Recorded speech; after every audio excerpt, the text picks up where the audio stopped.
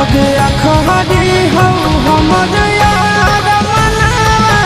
तो एक बेर बात कर लगे आगे सुनाया गावा हो घर ही पटनवा में आके मुलाकात कर लगे आगे सुनाया गावा हो घर ही पटनवा में आके मुलाकात कर लगे